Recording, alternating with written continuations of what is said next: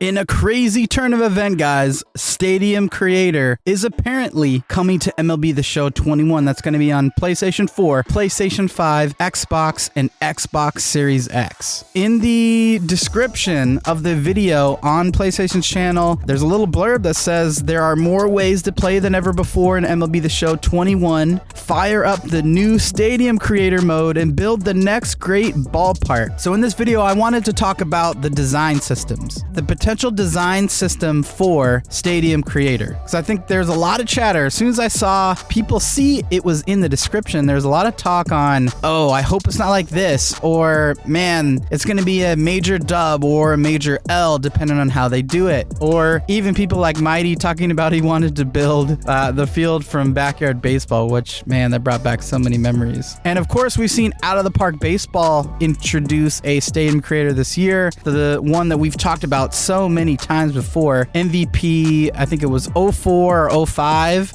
06, and 07, which was, college in 06 and 07. You could also make stadiums as well. But I wanted to get down into brass tacks and talk about what this design system should be. So the first thing to think about is online versus offline. So you've got your master Stadium Creator asset builder or your content builder. And then there should be a way to create anything you want for any mode, but there should be restrictions on what you can bring into online and offline.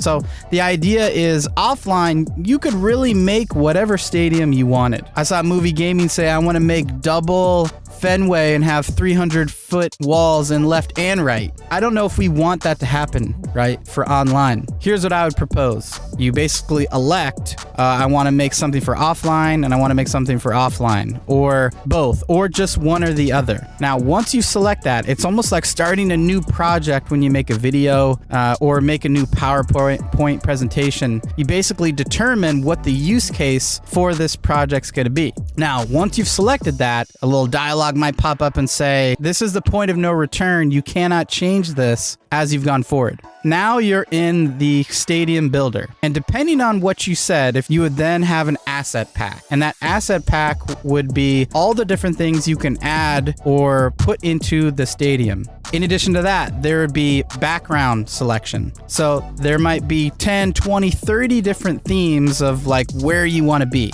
Beach, mountain, desert. I mean, really, they could use all of the backgrounds from minor leagues today and maybe kind of adjust them a little bit. But those 3D environments is what you select next. Now, once you've selected it, now let's talk about dimensions. So the first thing you do is you set dimensions. And this is where the restrictions come in based off of online and offline or both. You set how close or far each point of the field is, and then you decide the height of the fence on those points. And like I said, depending if it's online or offline, there'd be a change or a cap on things that you could do. Now, after you do that and you pick the structure, right? So you've got your field structure. Now you pick the structures that are around the field, like what's behind the fence, how many decks, do you want upper deck, where do walls go, all those different elements. And like I said, this is all structural. Now, once you've gone through choosing all the structure, now you get towards essentially painting or designing. Okay, do you want it all dirt infield?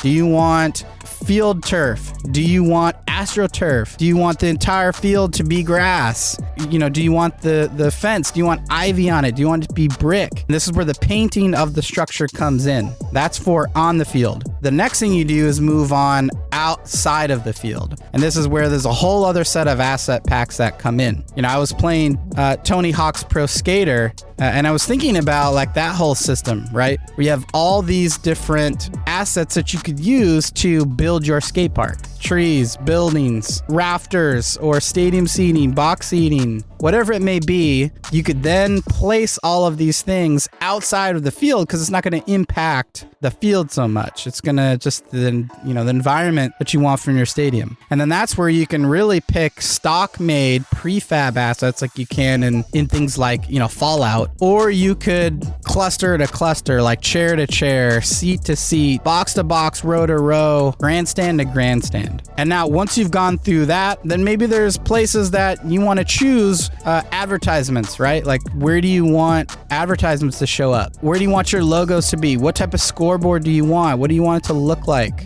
So to kind of recap, so at first you choose your intent on where you want to use the field. Then secondly, you choose your environment, where you want that field to be in. Then thirdly, you choose the on-field structure with some restrictions based off of online or offline. Then after that, you choose the outside of the field structures. Then you come in and paint and design. Then you design outside of the field, around the field, and then you find places to put advertisements, choose like audio, your logos. Okay, now once you've done all that, now the question is, once you've created a stadium, so of course you want to be able to import that as part of relocation. That's a whole other topic that we could talk about, but we're not going to get into that right now, because I think the key thing is how to really make this feature sing. Like, what's really going to make this work is if you could share every element of the stadium creator or in the vault. You could download entirely built stadiums, ballparks,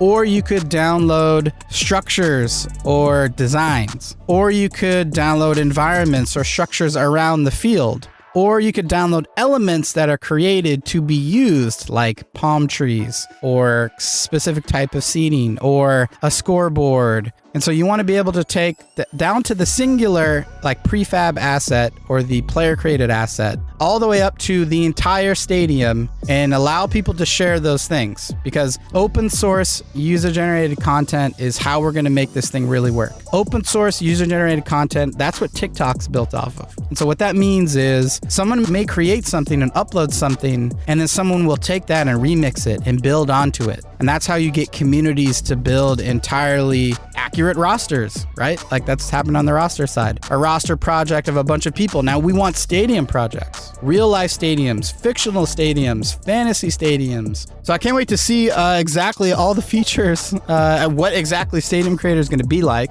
You can look to other design systems like Far Cry Editor, of course, Tony Hawk Pro Skater, Skate Park, Minecraft. There's a right way to do this. I agree that this could be a big dub, and I don't want to get too excited. All right, well, thanks for tuning into this one, guys, and until the next one, we'll see ya. Peace.